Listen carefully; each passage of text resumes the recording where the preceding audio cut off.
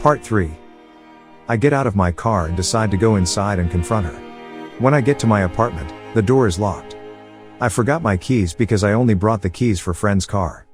I heard loud music playing on the other side of the door. I tried knocking but no one answered. I walk around the corner where I knew our living room window and bedroom windows were. We were on the ground floor level. I peep in through our living room window and I see no one. I was honestly hoping that I would see them there just smoking weed casually or something. But if they weren't in the living room, then where the duck are they? I walk a little further down until I get to our bedroom window.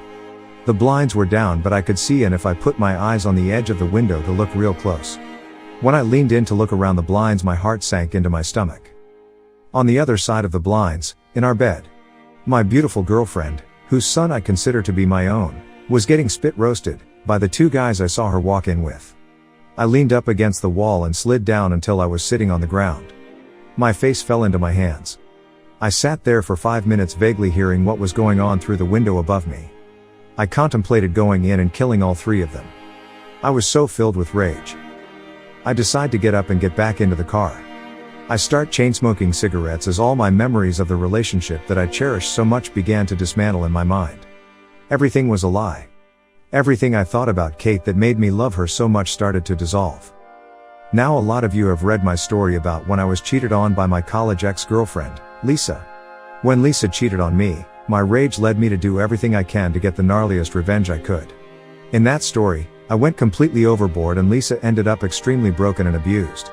Now many years later, in my first relationship after Lisa, I'm in the same position, but worse. This time, however, I decide not to get revenge on Kate as I did on Lisa. No, this time, I'm going to kill myself. But first, I'm going to kill Kate. I start the car and drive. I stop by a gas station that I know sells some basic hunting and fishing equipment 24 hours. They don't have any guns, but they had some hunting and skinning knives. I buy the largest knife they have and drive back to my motel, grab my keys to the apartment, and then head home to paint my bedroom walls with their blood. When I get there, I slowly and quietly open the front door. I begin to creep down the hallway to our bedroom. I'm gripping the knife tight, expecting one of the guys to maybe pop out. I inch up to my bedroom door. It's open, but the lights in the room are off and I can't see anything inside. It's quiet, I don't hear anything. Sweat is dripping down my face and I'm trying to control my shaking and breathing so no one hears me come in. Scared of what I might see, I reach into the bedroom and flip the light switch on. When the lights pop on, I just see Kate lying in the bed naked and by herself. Was I hallucinating earlier or something, or did those guys just leave before I got back? She didn't wake up, so I take a look around the room. I see a condom wrapper on the nightstand next to her bed, which pretty much confirmed what I saw, and I now knew I wasn't hallucinating. Me and Kate never used condoms.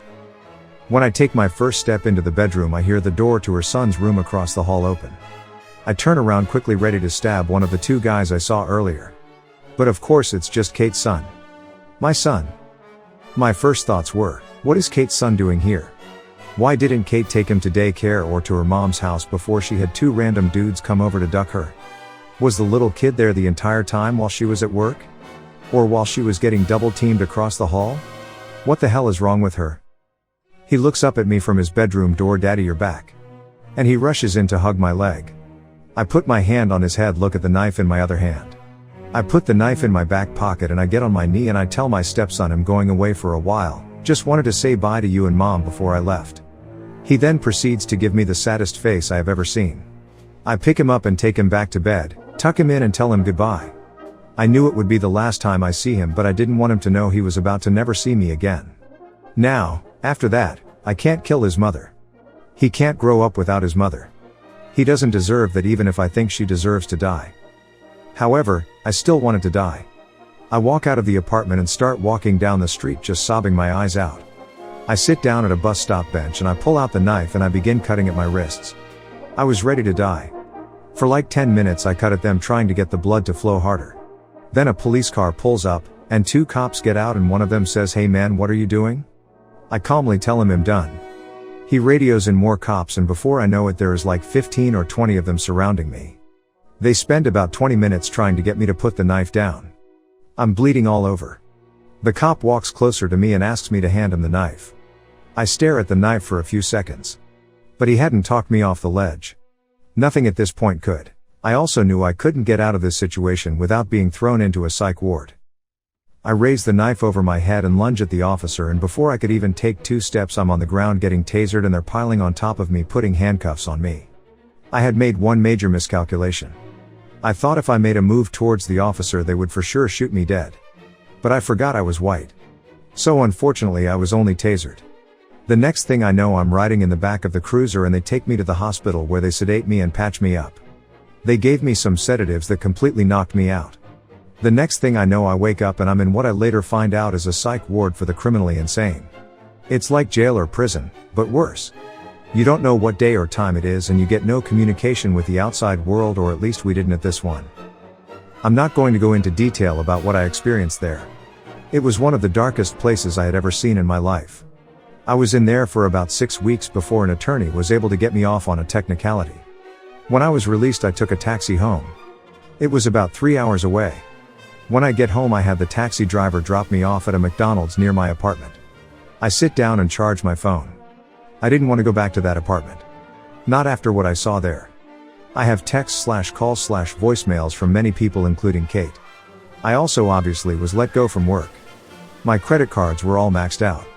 Kate clearly had been using them because she had a card for all my accounts. I called Kate and she was ecstatic to hear from me. She had been so worried and had no idea what happened to me. I told her I would explain everything, but I needed her to meet me at the McDonald's and not to bring her son with her. She was confused at first but agreed she would meet me after she dropped her son off at daycare. Kate later walks into the McDonald's and rushes to try and hug and kiss me, but I brush her off and tell her to sit down. This threw her off a bit, but she sits down and I tell her what happened. Everything I saw before I was thrown into the ward. What she responded with shocked me. Kate had the audacity to try and deny everything. She said I must have looked into the wrong apartment and saw someone else. I shook my head in disbelief and I cut her off mid-sentence. I told her she needs to tell me the truth right now, and if she tries to lie to me again I will get up and walk out of this McDonald's and she and her son will never see me again. I look at her sternly in the eyes and she could see I meant every word I said. I ask her one more time, have you been cheating on me? She looks down at her lap and begins to cry. She mutters, yay, I have. She proceeds to admit that her drug problem had gone from coke to meth, and she was also doubling down with Xanax every night. That's why the guy was driving our car, because she was too intoxicated to drive. I stare at her for about a minute and before I let out a big sigh. I pull my phone out of the charger and stand up. She looks up and asks, where are you going? I look her dead in the eyes and say I'm going to go do drugs, it's all I can think to do right now. As I pick up my backpack, she asks me if we are still together. I tell her no, I didn't mean I was going to stay if you told me the truth, I was going to leave either way. I just wanted to hear you admit it before I left. The events after. For the next few months, I pretty much lived on the road, basically homeless. I would hop from town to town, mostly selling drugs at strip clubs, and crashing where I could. Sometimes I slept in motels, sometimes I slept outside. I was doing a lot of my own product. I lost almost 65 pounds in these few months because sometimes I would go days without eating or sleeping. One day I wake up in a hospital. I had been having seizures, and my internal organs had begun failing. I was severely malnourished. I'm 6 feet 5 inches and I was weighing in at 155 pounds soaking wet after a big meal. Multiple doctors and therapists came in to see me every day trying to figure out what was going on with me. I spent about a month in the hospital recovering before I was discharged. The doctors recommended I seek a sobriety program. They concluded that I had no mental disorders other than PTSD and mostly just had a polysubstance addiction problem. When I was discharged from the hospital I stayed at a halfway house shelter for almost 4 months. I found a sober program and began going to meetings and never touched a drug again since I was released from the hospital. I got a new phone and number. Almost no one from my life prior to my stay in the hospital had any contact with me anymore. While I was in the halfway house I started working out to try and regain some size. I looked like a beanpole. When I was released from the halfway house I got a job at a nearby gym as a personal trainer. A brand new career path for me, but the gym had become my new safe space where I felt okay. Fast forward 5 years to today. I am still sober to this day. I'm weighing in at a healthy and lean 265 pounds. I'm happily married for 2 years.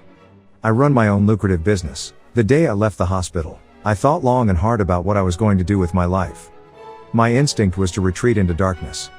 I still wanted to get back at Kate for what she did, just like I did with Lisa in college. After a few long periods of thought over the course of a few weeks, I decided the best revenge would be to live the best life I could.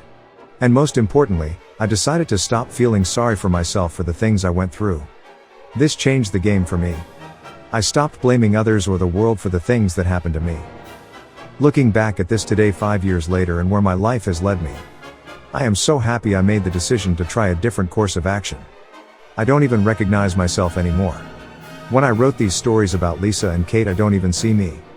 I see some other messed up kid. I turned 30 this weekend. I got sober a month before my birthday 5 years ago.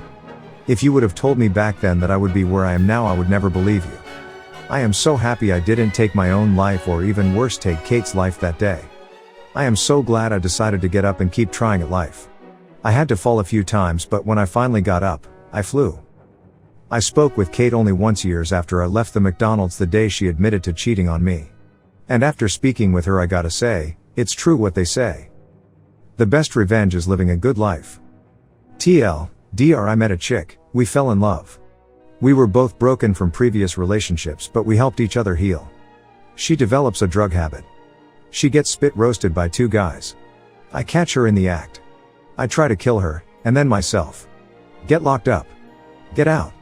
I'm homeless, I almost die of drug use, failing organs, and malnutrition. I get sober, and thanks you for watching. Everyday new movies. See you soon.